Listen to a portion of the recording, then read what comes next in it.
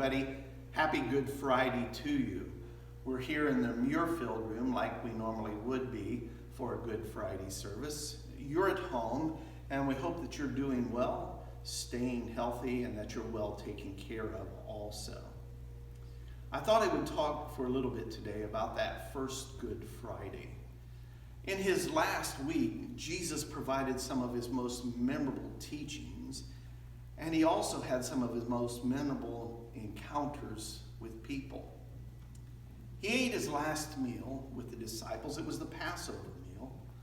And during the meal, he said to the disciples, "One of you is going to betray me."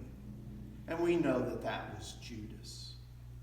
Peter swore to Jesus that he would follow him even if it meant death. Yet Peter denied Jesus 3 times rather than risk facing death. Jesus was put on trial by the Pharisees, the Sadducees, the chief priests, and then he was put on trial by Pilate, the Roman governor. Pilate capitulated to the Jewish religious leaders and had Jesus whipped and tortured, and then Jesus was abused by the Roman soldiers. They put a purple robe on him.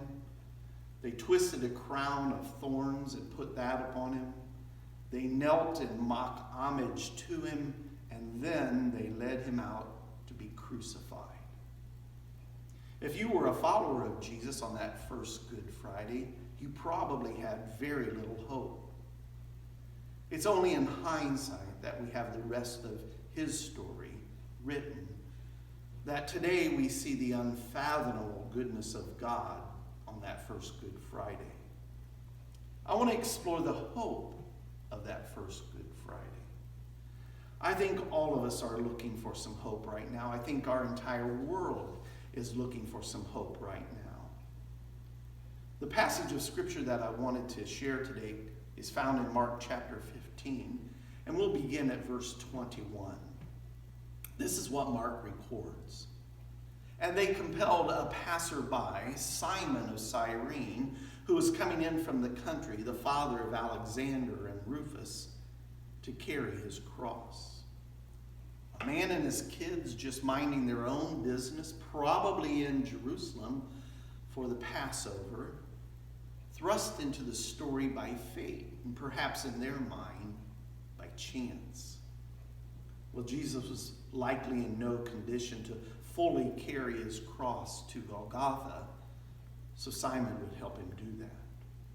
Mark continues in chapter 15, verses 22 through 24, and says this: "And they brought him to a place called Golgotha, which means place of the skull. And they offered him wine mixed with myrrh, but he did not take it.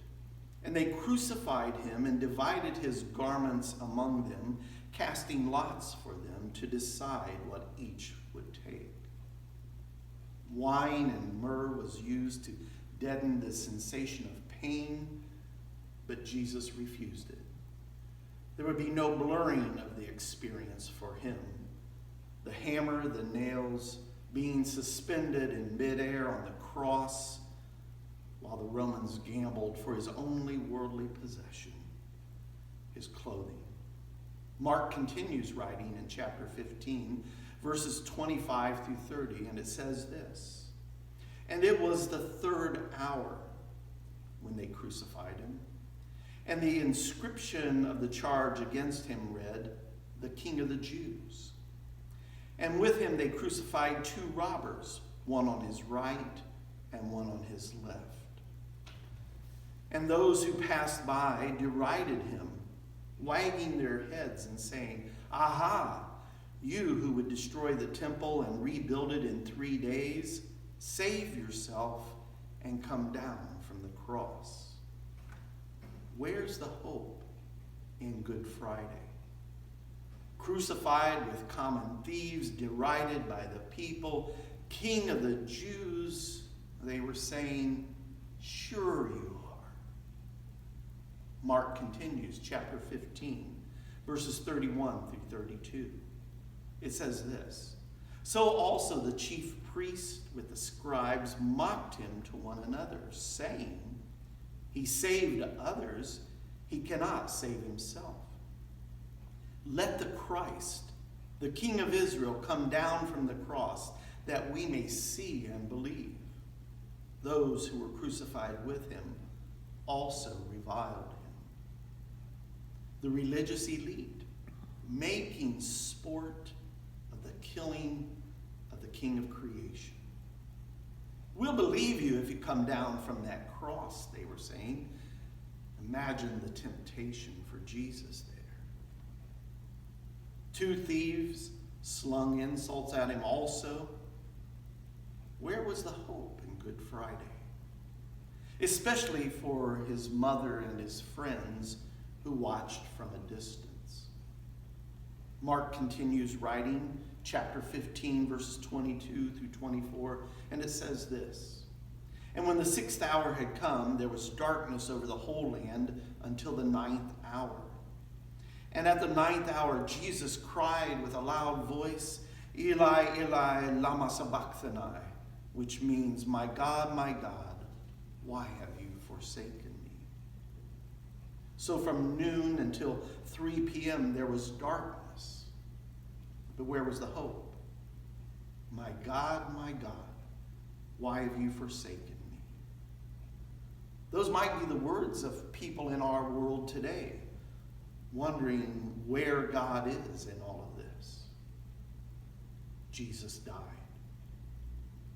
You know, on 3 different occasions, Jesus had told his disciples all of this was going to happen. He mentioned it first in Mark chapter 8, then again in Mark chapter 9, and finally in Mark chapter 10, verses 32 through 34, where it says this: "The Son of Man will be delivered to the chief priests and scribes.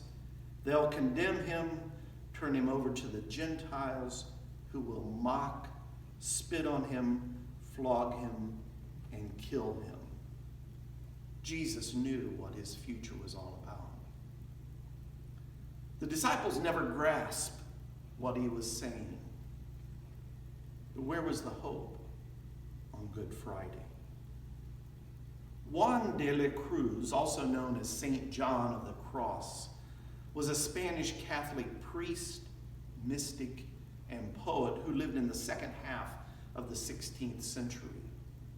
His most famous work was titled The Dark Night of the Soul.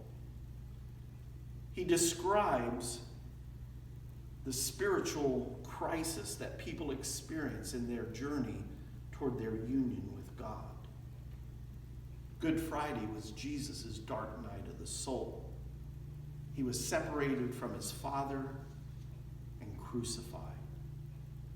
My God, why have you forsaken me? It was a dark day. And maybe that's the cry of our world right now. To find hope in Good Friday, I think we must go back to the time between the first and the second times when Jesus told his disciples that all of this was going to happen.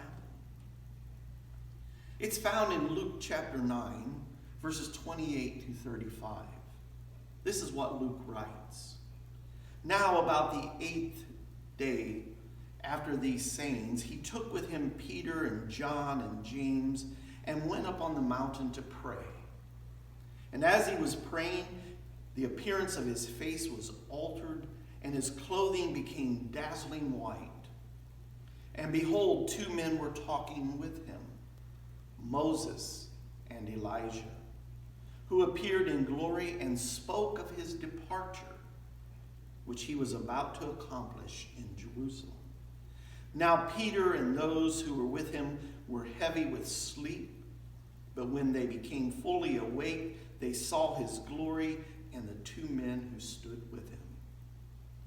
And as the men were parting from him, Peter said to Jesus, 'Master, it is good that we are here.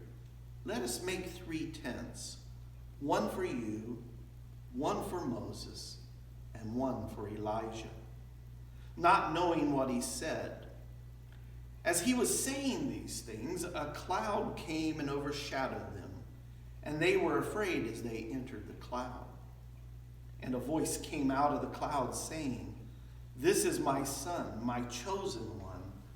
Listen to him.' Well, we know that event was the Mount of Transfiguration. How could Jesus face Good Friday with any hope? How can we and our world face the events of today with hope? Here it is. In this little passage, Moses and Elijah speaking to Jesus of his impending departure, his impending death. Jesus had hope that first Good Friday because Moses had died. And he was now talking with Jesus. The hope is there's life after this one. And Elijah, he never died. God took him to his presence without death. The hope is he's the God of the living and not the God of the dead. Jesus knew that death wasn't the end. Getting through the pain and the suffering would be the challenge of Good Friday for him. It's that way today for us too. Death isn't the end. Getting through the pain and the suffering in the challenge every day.